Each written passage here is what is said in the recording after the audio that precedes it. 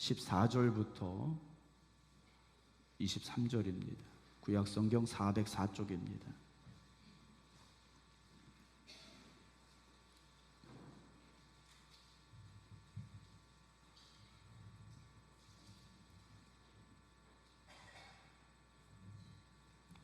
룻기 2장 14절부터 23절 말씀 봉독합니다.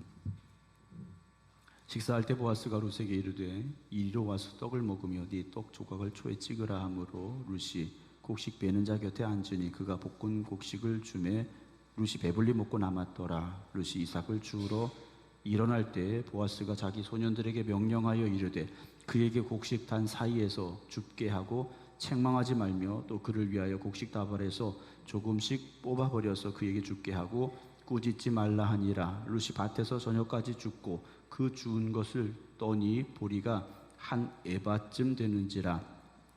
그것을 가지고 성읍에 들어가서 시어머니에게 그 주운 것을 보이고 그가 배불리 먹고 남긴 것을 내어 시어머니에게 드리매 시어머니가 그에게 이르되 오늘 어디서 주웠느냐 어디서 일을 하였느냐 너를 돌본 자에게 복이 있길 원하노라 하니 룻이 누구에게서 일했는지를 시어머니에게 알게 하여 이르되 오늘 일하게 한 사람의 이름은 보아스니이다 하는지라. 나오미가 자기 며느리에게 이르되 그가 여호와로부터 복받기를 원하노라.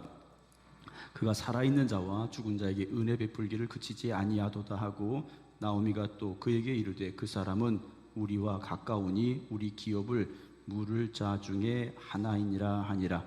모압 여인 룻이 이르되 그가 내게 또 이르기를 내 추수를 다 마치기까지 너는 내 소년들에게 가까이 있으라 하더이다 하니 나오미가 며느리 룻에게 이르되 내 딸아 너는 그의 소녀들과 함께 나가고 다른 밭에서 사람을 만나지 아니하는 것이 좋으니라 하는지라. 이에 룻이 보아스의 소녀들에게 가까이 있어서 보리 추수와 밀 추수를 마치기까지 이삭을 주며 그의 시어머니와 함께 거주하니라. 아멘.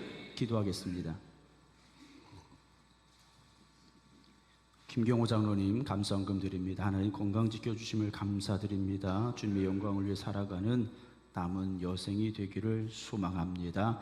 김경호 장로님 주님께서 함께하여 주셔서 건강한 모습으로 다시 성전에 나와서 찬송하며 기도하게 하여 주시었사오니 항상 주님의 영광을 위하여 힘써 살아가는 우리 장로님 되게 하여 주시옵시고 육신에 있는 모든 질병 떠나가게 하시고 치유하게 하여 주시어서 늘 하나님의 은혜 가운데 살아가는 장로님 되게 하여 주시옵소서. 우리 주 예수님의 이름으로 축복하며 기도합니다. 아멘. 할렐루야. 비가 쏟아지기 시작하면 앞도 안 보이게 쏟아지는 장마가 된 것 같습니다. 대책 없이 쏟아지더라고요. 근데 또 대책 없이 쏟아지다가 어느 순간에 그칠 때가 되면 딱 또 그쳐버리더라고요. 우리의 삶에도 우리가 대비할 수 없는 일들이 찾아올 때가 있고 준비했지만 우리의 힘으로 감당하지 못할 일들이 생길 때도 있습니다. 그러나 하나님께서 함께 해주셔서 이기게 하실 것이고 또 해결하게 하실 것이고 치유되게 하여 줄 줄로 믿으시기를 주님의 이름으로 축원합니다. 기침이 났다 안 났다 그래서 죄송합니다. 찬양이 길어지면 설교가 짧아지느냐? 맞기도 하고 틀리기도 합니다. 네. 찬양이 짧으면 설교가 길어지느냐? 맞기도 하고 틀리기도 합니다. 우리 마 권사님 찬양 길게 하시고 싶으면 길게 하셔도 상관없어요. 네. 설교는 짧을 수도 있고 길 수도 있습니다. 네. 제가 이번 설교하고 이사 가는 것도 아니고 네. 하다 못하면 다음에 하면 되고 은혜가 충만하면 2시간 하면 되고 네. 아멘을 안 하시네요. 네. 그런 걱정하지 마시고 찬양하시기 바랍니다. 네. 저도 생각이 든 사람이에요. 9시까지는 설교 안 합니다. 네, 걱정하지 마시고 함께 은혜 나누기를 소망합니다. 엊그제 이제 대전에 있는 그 세미나에 다녀왔습니다. 제가 한 17년, 18년 같이 공부하는 목사님인데 그 목사님 한 35년 동안 목사님들 세미나를 이렇게 주관하신 분이에요. 다른 건 안 하고 성경에 대해서는 말씀하십니다. 뭐 목회를 어떻게 잘해야 되느냐, 교인을 어떻게 해야 되느냐 이런 얘기 안 하세요. 그냥 성경에 대해서만 얘기하시는 분인데 이제 은퇴가 몇 년 안 남으신 그런 목사님이세요. 서울에서부터 저 전남 또 경남까지 130명 정도 목사님들이 오셨습니다. 예, 오신다고 하시고도 못 오신 분들도 계시고 그랬는데요. 말씀을 사모하시는 분들이 모여서 함께 말씀을 공부하고 이렇게 왔습니다. 거기 오신 분들만 말씀을 사모하신다는 건 아니에요. 그러나 그 목사님들의 열정을 보면서 야, 내가 좀 게으른 게 있었구나라는 생각도 하게 됐고요. 하나님의 말씀을 통하여서 우리가 더욱더 깊은 은혜 가운데 거할 수 있는 오늘 이 밤이 되기를 주님의 이름으로 축원합니다. 은혜 받으려고 여기 나오셨으면 은혜 받고 가실 수밖에 없습니다. 은혜 받을 생각 없이 오셨으면 벼락 맞을 확률로 은혜 받고 갑니다. 항상 예배에 오실 때는 은혜 받을 마음을 가지시고 은혜 받을 준비를 하고 오시기를 소망합니다. 그래서 어려운 거예요. 예배가 참 어렵습니다. 구약시대의 제사는 소나 양, 비둘기 이런 가축들을 잡아서 하나님 앞에 드리는 제사죠. 그래서 이 제사는 사실 1년에 여러 차례 드리기가 어려운 겁니다. 잘해야 1년에 한두 번 할 수 있는 게 이 제사였어요. 제사를 드리려면 어떻게 됩니까? 제물을 가지고 성전에 가야 됩니다. 성전 어디에 있습니까? 예루살렘에만 있었습니다. 예루살렘 근처에 사는 사람들은 그나마 수월했을 텐데 북쪽 끝, 남쪽 끝 이런 데 사는 사람들은 성전에 가려면 며칠을 가야 되죠. 근데 그냥 가는 게 아니라 제물을 가지고 가야 됩니다. 근데 제물을 가지고 가는데 번제로 드리는 제물은 흠이 있어야 됩니까? 없어야 됩니까? 없어야 되죠. 그래서 집에서 기른, 옆집에서 사온 거 아니에요. 자기 집에서 기른 이 짐승을 가지고 이제 성전까지 가야 되는데 흠이 없이 가야 됩니다. 흠이 없이 가야 되는데 중간에 흠이 생길 수가 있죠. 그러면 어떻게 됩니까? 성전까지 못 가고 다시 집에 가야 되는 거예요. 집에 다시 가서 흠 없는 짐승을 다시 준비해서 가야 되는 거죠. 여러분 성전에 오실 때는요, 그런 마음을 가지고 오시기 바랍니다. 내가 하나님 앞에 드려지기에 흠이 없는 제물이 되기를 원합니다. 우리가 세상 살다 보면 세상이 악하고 추하고 더럽다 보니까 의도치 않게 우리도 그 안에 물들어갈 때가 있습니다. 세상의 것들이 우리 안에 들어오게 될 때가 있지 않습니까? 그러면 우리가 주님 앞에 나오기 전에, 예배 오기 전에 최소한 1시간 전에는 예배를 준비하는 마음으로 다 내어버리시기 바랍니다. 한 걸음 한 걸음 성전을 가까이 오실 때마다 세상 것은 내버리고 하나님의 은혜로 채워지고 세상 것은 떠나가고 하나님의 말씀이 내 안에 거하기를 소망하며 이 성전에 나오시길 주님의 이름으로 축원합니다. 그렇게 나오시면 은혜 못 받고 가실 분들이 한 분도 없으세요. 아멘. 그러면 나가서 무슨 얘기 하시겠습니까? 우리 교회는 은혜만 넘쳐. 이 말씀 하실 수밖에 없어요. 앞으로 그런 말씀만 들려지길 소망합니다. 이제 룻기 오늘 2장 이제 마지막 부분의 말씀인데 아마 오늘 끝까지 다 못할지도 모르겠어요. 걱정하지 마시고 이제 들으시기 바랍니다. 룻이 시어머니 나오미를 따라서 베들레헴으로 왔습니다. 풍성한 이제 수확을 거둔 이 베들레헴으로 왔어요. 떡집이라고 불려지는 이 베들레헴까지 왔는데 돌아온 그들의 손에는 아무것도 없습니다. 끼니를 걱정해야 되는 시어머니 나오미 그리고 며느리 룻이라는 두 여인밖에 없었어요. 이들이 먹고 살기 위해 살 수 있는 건 다른 거 없습니다. 추수한 밭에 가서, 그러니까 추수가 끝난 밭에 가서 고아나 과부를 위하여 남겨둔 이삭을 줍는 것밖에는 할 수 있는 것이 없었습니다. 나오미의 친척들이 분명히 있었을 텐데 이 친척들이요 어떤 도움을 줬는지 성경은 기록하지 않습니다. 철저하게 힘들고 어려운 상황이었음을 성경은 말해주고 있죠. 그래서 이 룻이 어떻게 합니까? 내가 나가서 어느 밭에 가서 은혜를 입으면 이삭을 주워 갖고 오겠습니다 하고 나갔어요. 나갔는데 우연히 간 밭, 거기가 어디였습니까? 보아스의 밭이었어요. 또 마침 또 보아스가 거기 왔지 않습니까? 여러분 이 룻이라는 여인은 자기 시어머니 나오미가 믿는 하나님을 어머니 하나님이 나의 하나님이 되십니다 하고 온 여인이에요. 근데 계속 말씀드립니다만 시어머니 나오미가 믿는 하나님, 그 하나님은요 룻이라는 여인에게 보여졌을 때 사실 잘 되게 하신 것이 아무것도 없어요. 제가 말씀드렸지 않습니까? 만약 우리가 룻이라면요 이 하나님 믿고 싶지 않을 겁니다. 도망치고 싶을 거예요. 되게 하신 것이 하나도 없어요. 그런데도 이 여인의 입에서 어머니 하나님이 나의 하나님이 되십니다, 이 믿음을 가지고 베들레헴까지 왔습니다. 왔는데 좋아진 건 아무것도 없어요. 여전히 힘들고 어렵습니다. 그런데 곡식을 주우러 나갔습니다. 이삭을 주우러 나갔는데 마침 보아스의 밭에 가게 됐고 보아스의 은혜를 입어서 이제 오늘 말씀이 이어지게 되는데요. 오늘 14절 봅니다. 식사할 때 그랬습니다. 식사할 때가 됐어요. 밥 먹을 때가 됐는데 이 보아스가 룻이라는 여인에게 말하죠. 이리로 와서 떡을 먹으며 네 떡 조각을 초에 찍어라 그럽니다. 이 룻이라는 여인이 이삭을 주러 갈 때 우리가 말하는 도시락을 제대로 싸가기를 했겠습니까? 물 한 병 가지고 갔을지도 모르고요. 그런데 보아스가 이 룻이라는 여인을 불러서 이리 와라 그래요. 이리 와서 우리 종들이 먹는 이 식탁에서, 물론 식탁이 차려져 있지는 않았겠죠. 먹는 그곳에서 떡을 먹어라, 즉 빵을 먹어라 그런 거예요. 빵을 먹는데 그 빵 조각을 어디에 찍어 먹으라 합니까? 초에 찍어 먹어라 그래요. 이 초는 뭐냐면 요즘으로 말하면 발사믹 식초입니다. 이 포도즙이나 포도주를 발효를 시켜서 만든 이 발사믹 식초예요. 그래서 이 식초에 네가 찍어 먹어라. 왜냐하면 이 발사믹 식초에 빵을 찍어 먹으면 참 맛있습니다. 제가 빵을 좋아하는데 발사믹 식초가 없어서 못 찍어 먹는데 맛있어요. 올리브 기름에다가 발사믹 식초를 떨어뜨려 가지고 먹어보신 분들은 입에 침이 넘어갈 거예요.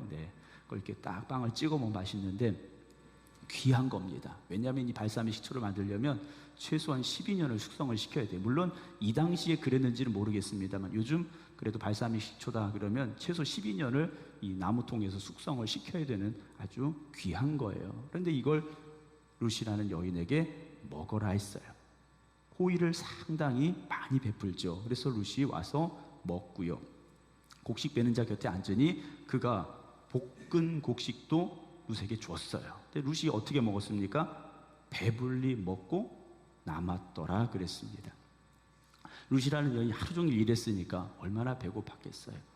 풍성한 음식을 주었고 배불리 먹고도 남았어요. 그냥 조금 먹고 남긴 게 아니에요.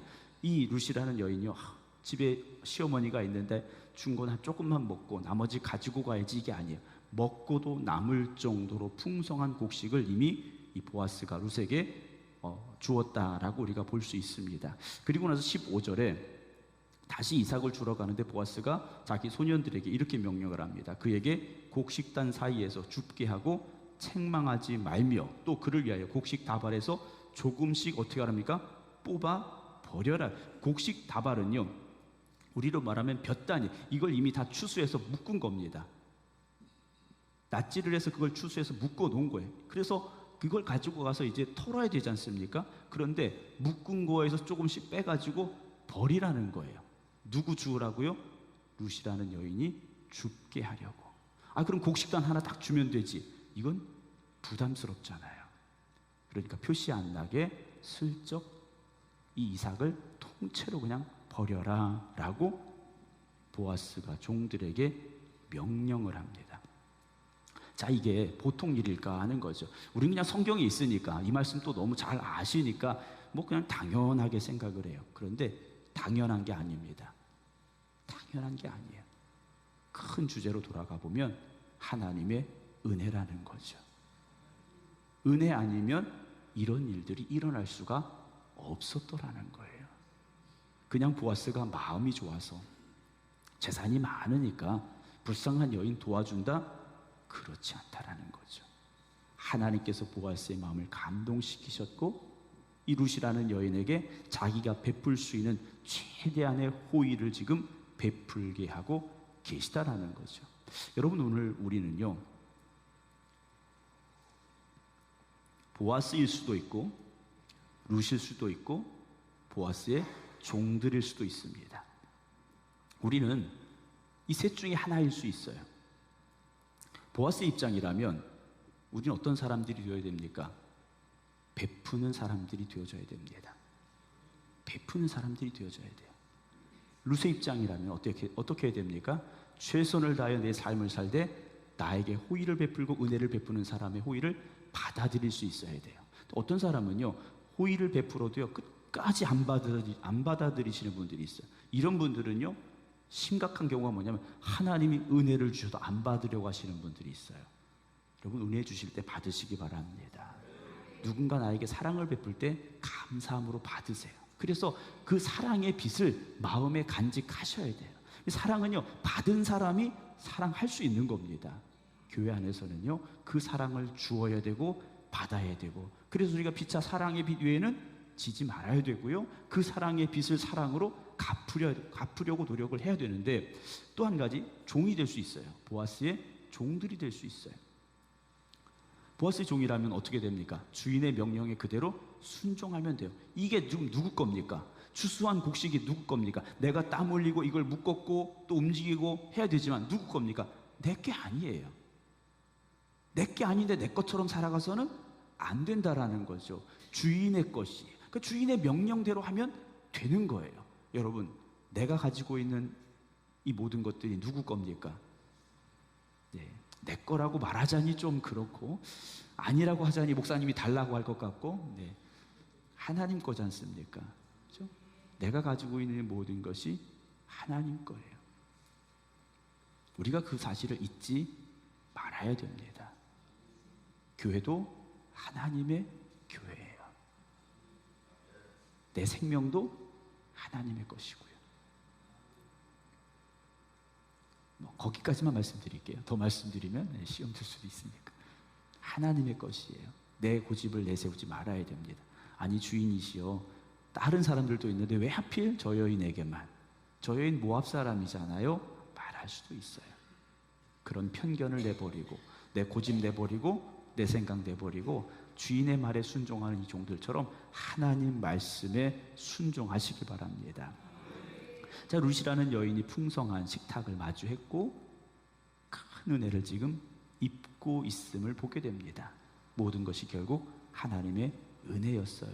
왜냐, 보아스의 눈에 룻이라는 여인이요 애틋한 마음으로 지금 보여지기 시작하는 겁니다. 시아버지 죽었죠. 남편 죽었죠. 그런데 그 모압 땅에 살아야 될 여인이 베들레헴까지 온 거예요. 왜 왔습니까? 시어머니를 보살피게 온 거예요. 룻은 이 큰 사랑을 받습니다. 자, 큰 사랑을 받고 17절, 룻이 밭에서 저녁까지 주었다 그랬어요. 아침 일찍부터요 저녁까지 이 룻이라는 여인이요 열심히 그 이삭을 주었더라는 거예요. 최선을 다했지 않습니까? 어떤 분들을 보면 인생에 대해서 낙심하고 절망하고 포기하는 분들이 있어요. 이런 인생 살아서 뭐하나 생각하시는 분들이 있어요. 왜 나만 이렇게 힘들까 하시는 분들도 있어요. 물론 저보다 인생을 많이 사신 우리 성도님들이 훨씬 많긴 합니다만, 여러분, 인생은요 제가 살아보니까 살아볼만 하고요 반드시 살아내야 됩니다. 우리가 스스로 인생을 결정짓지 마시기 바랍니다. 하나님께 맡기시고 우리는 오늘 최선을 다하면 되는 거예요. 자, 우리가 어제라는 시간이 있지 않습니까? 과거라는 시간이 있어요. 이거 바꿀 수 있습니까?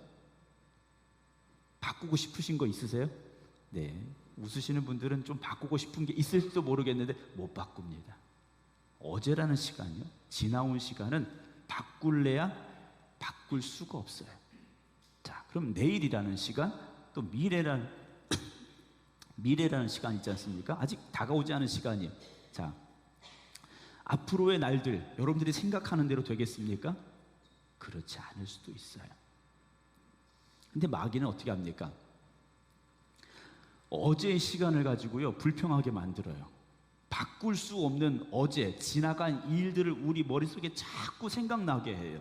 그래서 그것 때문에 불평하게 만든다라는 거죠. 여러분, 불평하시는 분들 보세요. 뭘 갖고 불평합니까? 안 된 것 때문에 불평하잖아요. 그게 바뀝니까? 불평 1000번 한다고 그게 바뀌면 불평하시기 바랍니다. 근데 안 바뀌어요. 걱정하시는 분들, 앞에 일들 때문에 걱정을 해요. 걱정한다고 키를 한 자나 더 할 수 있습니까? 없다 그러셨어요. 아무리 걱정해도요, 다가올 일들이 어떻게 내가 원하는 대로 딱 맞춰서 오는 게 아니에요.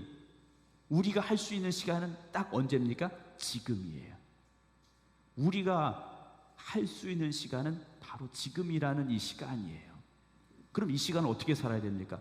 여러분, 믿음으로 최선을 다하시기 바랍니다. 하나님께서 이 시간을 우리에게 주신 것은요, 우리에게 이 시간을 잘 쓰라고 주신 거예요. 잘 쓰라고 주셨는데 잘 써야 되지 않습니까? 잘못 쓰고 지나가면 돌이킬 수 없어요. 바꿀 수 없어요. 여러분, 오늘이란 이 시간을요, 하나님 주신 선물로 생각하시고 감사함으로 살아가시기 바랍니다. 오늘을 감사함으로 보내면 지난 일들도 감사할 수 있습니다.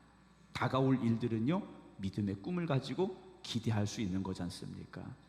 자, 루시라는 여인이 이렇게 하루 종일 열심히 일했습니다. 불평할 수도 있고, 내가 여기 왜 왔을까? 왜 내가 사서 고생할까? 생각할 수도 있는데, 이 여인은 최선을 다했어요. 그리고 그 주운 것을 떠니 그랬습니다. 나름대로 그 주운 이삭을 가지고 뭐 한 겁니까? 추수를 한 거예요. 타작을 한 겁니다. 집에 가지고 가려고 하니까 그 이삭만 이제 그 곡식 알만 가지고 가야 되잖아요. 그 대는 가져가봐야 별 필요가 없으니까 자기가 이제 구퉁이에서 그걸 다 털었어요. 털어서 보니까 보리가 얼마쯤 됐습니까? 한 에바쯤 되었다라고 되어 있습니다. 에바는 정확하게는 22리터입니다. 22리터. 우리가 예전에 쓰던 그 한 말, 두 말 하는 말 있잖아요. 말은 약 18리터입니다. 그러니까 한 말보다 조금 더 많이 이삭을 주운 거예요. 그 이삭을 한 말보다 조금 더 많이 주었다. 어떤 분들은 에게 그러실 거예요. 한 가마도 아니고 보아스가 그렇게 넉넉하게 주우라고 했는데, 가져가게 했는데 한 말밖에 안 돼? 에게 하실 수도 있겠죠. 그러면 바꿔서 한번 생각해 보시기 바랍니다. 주인이 그렇게 호의를 베풀지 않았더라면, 종들에게 이삭을 떨어뜨리라고 말하지 않았더라면, 룻이라는 여인이 하루 종일 주워서 가지고 갈 수 있는 이삭이 얼만큼이었을까라는 거죠. 얼마나 되는 이삭을 주워서 가지고 갈 수 있었겠습니까? 여러분, 하나님의 은혜지 않습니까? 여러분, 지금 우리가 살아서 여기까지 온 것 하나님의 은혜 아니면 설명할 수 없다라는 거죠. 내가 최선을 다하고 내가 아무리 열심히 해도요, 하나님의 도우심의 손길이 없었더라면 우리가 가지고 있는 것, 지금 우리가 내 거라고 말할 수 있는 것, 우리가 내세울 것, 그것이 결국 무엇이겠습니까? 하나님의 은혜로 오늘 이 여인은요, 한 에바나 되는 양식을 거두게 된 거예요. 이 여인이 얼마나 기뻤겠습니까? 18절, 그것을 가지고 성읍에 들어갔어요. 시어머니에게 그 주운 것을 보이고 그가 배불리 먹고 남긴 것을 내어 시어머니에게도 주었다라고 되어 있습니다. 시어머니가 깜짝 놀랐어요. 가져와 봐야 내일 먹을 양식 정도 주고 왔겠지 생각했을지 몰라요. 그런데 한 에바의 양식을 내놓는 겁니다. 그리고 또 먹을 곡식도 내놓는 거예요. 시어머니가 묻습니다. 오늘 어디서 주웠니? 그래요. 어디서 일을 했니? 물어보는 거예요. 이건 나가서 보통의 사람들이 가지고 올 만큼의 분량이 아닌 거예요. 나오미가 생각하건대 이건 누가 그냥 통째로 주지 않으면 가져올 수 없는 상황이 지금 벌어진 거예요. 그래서 너를 돌본 자에게 복이 있기를 원하노라 그래요. 누군지 모르지만 너에게 이렇게 큰 은혜를 베푼 사람에게 하나님이 복 주시기를 나오미가 축복하며 말하죠. 룻이 누구에게서 일했는지 시어머니에게 알려줍니다. 어머니, 오늘 나를 일하게 한 사람의 이름이 보아스라고 해요. 그래요. 보아스라고 합니다. 그랬어요. 그랬더니 나오미가 깜짝 놀라죠. 그가 여호와로부터 복받기를 원하노라 하면서 이제 그 말씀들을 이어가게 되는데요. 룻기를 통해서 계속해서 우리가 지금 생각해야 되는 단어는 한 가지입니다. 은혜라는 단어입니다. 은혜라는 단어인데요, 여러분, 교회가 어떤 곳이 되어야 될까요? 교회는 은혜가 있어야 됩니다. 흔히 그런 얘기 하셔요. 아우, 우리 교회는 뭐 사랑이 없어요, 이런 얘기 하시는데 결국은 어떤 문제냐? 은혜의 문제입니다. 은혜가 충만하면 사랑은 흘러나올 수밖에 없습니다. 은혜가 없으면 아무리 인간적인 사랑을 하려고 해도요, 그 사랑은요, 껍데기 사랑이 될 수밖에 없어요. 자, 어머니가 해주시는 밥상, 어머니가 해주시는 밥이 왜 맛이 있을까요? 그 어머니가 인류 요리사여서가 아니죠. 자식을 향한 사랑을 가지고 그 음식을 했기 때문에 그 밥이 맛있는 거예요. 저희 어머니도 밥을 해주시긴 하는데 가끔 맛없을 때도 있어요. 네. 근데 제가 맛 있다고 먹어요. 네. 사랑으로 해주셨기 때문에 맛있다고 먹어요. 우리 어머니가 이 동영상 들으실 텐데, 네. 이게 안 좋은 것 같아요. 네. 교회에는요, 사랑이 있어야 됩니다. 저는 주일날 식사를 먹을 때 늘 그런 마음이 있어요. 이 식사를 위해 헌신하고 수고하신 분들, 그 땀도 있지만 사랑이 담겨져 있는 음식이라고 저는 생각을 합니다. 저는 그래서 그런 기대를 가지고 있어요. 주일날 먹는 한 끼지만 누군가에게는 일주일 동안 받지 못했던 그 사랑을 따뜻한 밥과 그 국 한 그릇을 먹으면서 사랑을 느낄 수 있다면 그 밥은 얼마나 소중한 밥일까라는 생각을 하게 됩니다. 부담 가지시는 말씀은 아니에요. 지금까지 그런 일이 있었는지 없었는지 모르겠습니다만 제가 밥을 먹으면서 하는 기도는 늘 그런 기도입니다. 세상에서 사랑을 느끼지 못했고 받지 못했던 사람이 우리 교회에 들어와서 그 사랑을 누리게 되고 그 사랑을 받게 되고 그 사랑을 깨닫게 되고 그래서 그 사랑으로 다시 세상을 향해 나갈 수 있는 교회가 되기를 늘 기도하고 있습니다. 그 중에 한 가지가 밥이에요. 밥입니다. 저희 교회 식당은 원탁으로 돼 있더라고요. 얼마나 좋은지 몰라요. 각진 상이 아니고 원탁이에요. 무슨 생각이 있으셔서 그러는지 모르겠는데 둘러 앉아서 식사하시는데 가장 좋은 것 같아요. 그 식탁에 보면 보통 4명에서부터 6명, 7명 같이 식사하시게 돼 있어요. 제가 밥을 먹으면서요, 저는 보통 이제 다른 분들 다 이제 식사하실 때 들어가는데 너무 마음이 감사해요. 식사를 하시면서 이렇게 앞에 앉은 분들하고 얘기를 하시면서 식사하시는데 저는 밥 먹기 전부터 이미 배불러서 들어갑니다. 제가 입맛이 없어서 밥을 조금 먹는 게 아니고요, 이미 배불러서 밥을 조금 먹는 것 같아요. 식사하실 때 보면요, 얼굴 찌푸린 분이 한 분도 없어요. 아니세요? 식사하시는데 싸우는 분이 한 분도 없어요. 네. 얼마나 감사한지 몰라요. 교회가요, 그런 은혜가 풍성한 교회가 되어져야 됩니다.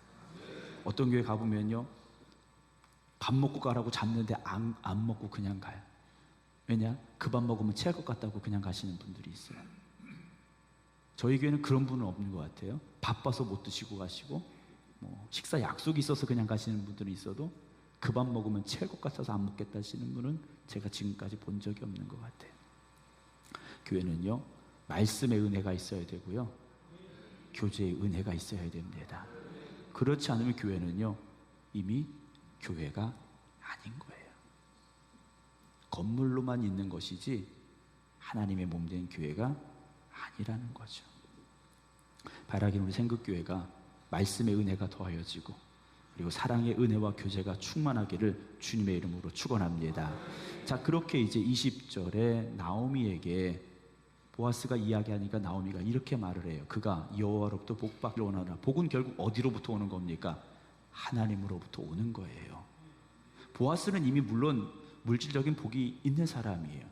그럼에도 불구하고 나오미는요, 하나님이 주시는 복을 이 보아스가 받기를 원하고 있지 않습니까? 여러분, 이 하나님이 주시는 복은요, 하나님 나라 가는 그날까지 여러분 받고 누리셔야 됩니다. 이제 살 만큼 살았으니까 복 안 주셔도 돼요, 이런 분 없으셔야 됩니다. 여러분, 하나님이 복 주시기를 사모하시기 바랍니다. 햇빛이요, 제가 얼굴이 쉽게 타는 얼굴이에요. 피부가 별로 좋지 않아요. 네. 어떤 분들은 목사님 피부가 너무 좋아요, 젊어 보여요. 네, 아멘 안 하시는 거 보니까 네. 제가 피부가 이렇게 좋지 않습니다. 금방 타고 또 오래 가요. 이 까만 게 오래 가는데, 여러분 만약에 햇빛이 없다고 생각을 해보세요. 햇빛이 없으면 곡식도 잘 할 수 없고요, 이 환경이 유지가 될 수가 없는 거지 않습니까? 하나님으로부터 오는 복은요, 우리가 살아가는 데 있어서 꼭 필요한 겁니다. 이건 복 받아도 되고 안 받아도 되는 게 아니에요. 여러분, 하나님 주신 복을 받으시기 바랍니다. 그 복이 어떤 복이 될지는 몰라요. 그러나 분명히 하나님은 우리에게 복 주시는 분이고 그 복을 받아야 됩니다. 그가 살아있는 자와 죽은 자에게 은혜 베풀기를 그치지 아니하는도다 그래요. 살아있는 자는 누굽니까? 자기 나오미, 그리고 며느리 룻, 그리고 또 누굽니까? 죽은 자기의 남편들이죠. 그 집안에 대한 사랑도 지금 계속되어지고 있음을 이 나오미가 이야기하는데, 나오미가 여기 중요한 말 한마디를 하죠. 나오미가 또 그 얘기를 두세게 말해요. 그 사람은 우리와 가까우니, 친척입니다. 가까운 친척인데 우리 기업을 물을 자 중에 하나다 그래요. 이것이 이제 룻기에 나와 있는 보아스와 이제 룻이 만나게 되는 이런 사건인데, 이걸 고엘이라고 표현을 합니다. 원어로 이제 히브리어로 고엘이라고 말하는데, 이 고엘이 뭐냐면, 이 중동 지역에서는 남자들이 죽게 되는 일들이 많아요. 뭐 전쟁을 하든 어떤 짐승의 공격을 받든 남편들이 이제 죽게 되는 경우가 있는데, 아들이 일시 죽으면 아들이 장성해서 어머니를 돌보게 되는데, 남편도 죽었고 아들도 죽었어요. 지금 이 나오미 같은 상황인 거예요. 그럼 어떻게 되느냐? 형제들 중에 누군가가 동침을 해서 잉태하고 그 아들을 낳아서 그 아들이 어머니를 보살피게 하는 제도예요. 그러니까 이 당시에 여인들이 과부가 된다라는 건 너무 힘든 현실인 거예요. 근데 우리나라는 어떻습니까? 남편이 그렇게 죽으면요, 시집가면 안 돼요.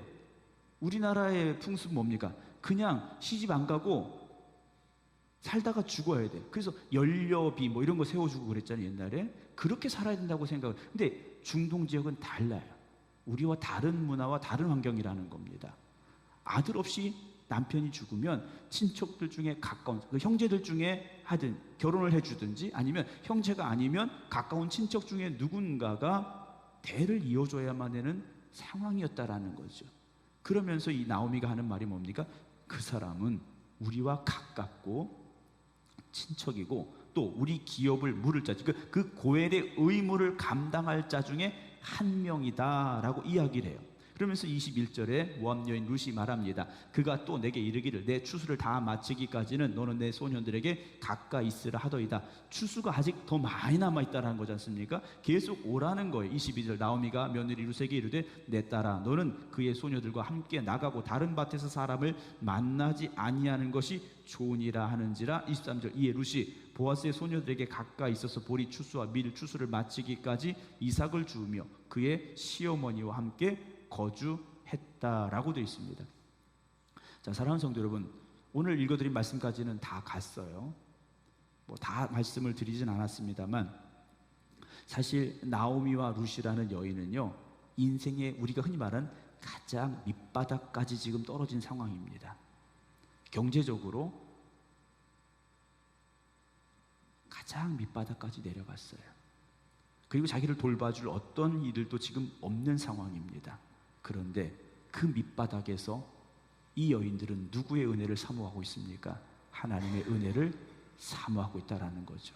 그리고 하나님은 그 은혜를 이 여인들에게 지금 주고 계시다라는 거죠. 우리가 신앙생활하면서 우리를 역전시키는 하나님이라는 표현을 쓸 때가 있습니다.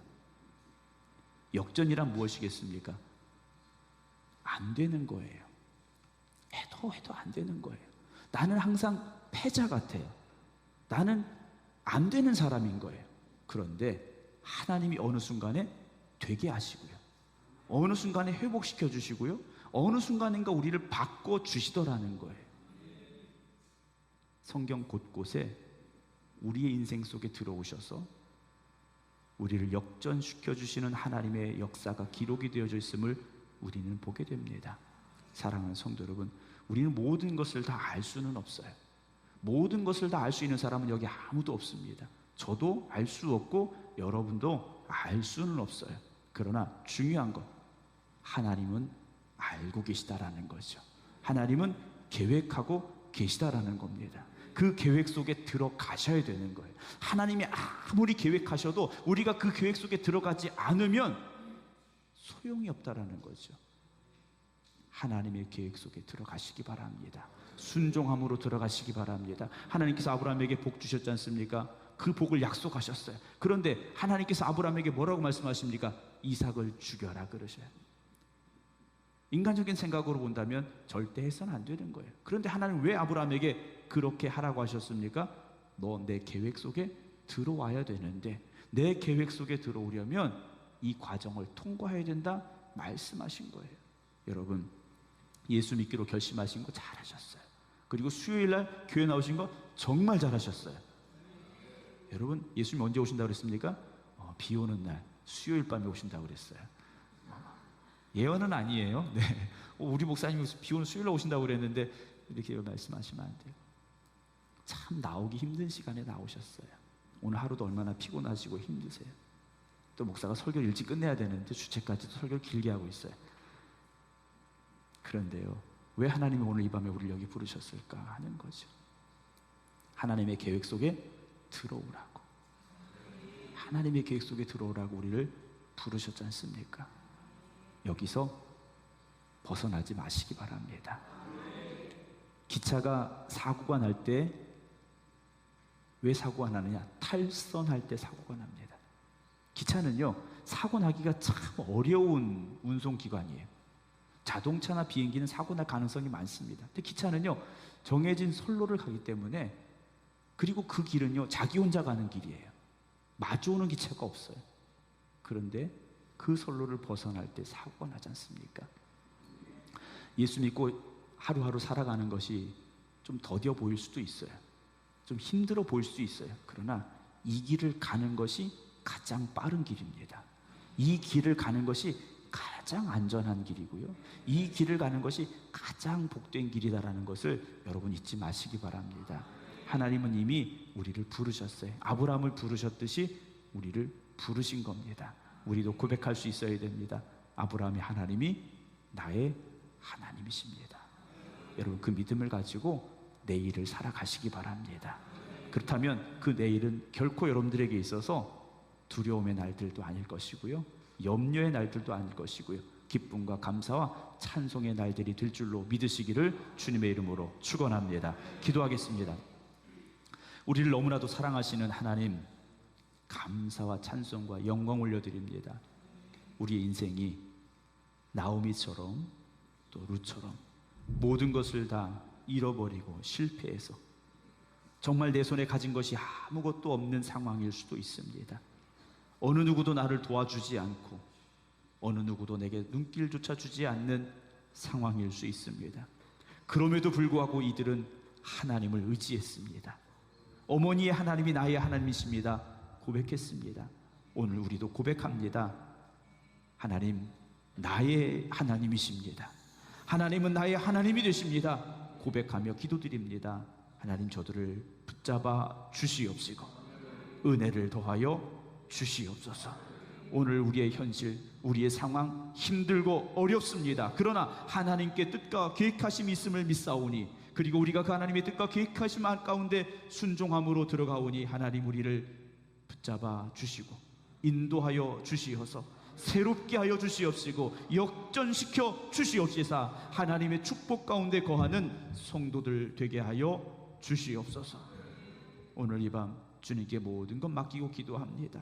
내일 또다시 하루가 시작될 때 믿음으로 시작할 수 있는 저희들 되게 하여 주시옵소서. 소망을 가지고 시작할 수 있는 저희들 되게 하여 주시옵소서. 내 인생은 여기서부터 다시 시작합니다 고백할 수 있는 저희들 되게 하여 주시어서 하나님의 뜻과 계획하심이 이루어지는 하나님의 복된 자녀들 되게 하여 주시옵소서. 이제는 우리 주 예수 그리스도의 은혜와 아버지 하나님의 무한하신 사랑하심과 성령님의 감동 감화 역사하심이 오늘도 하나님의 은혜만 사모합니다. 간절함으로 기도드리는 모든 성도들 위해 이제부터 영원토록 함께 하시기를 간절히 축원하옵나이다. 아멘.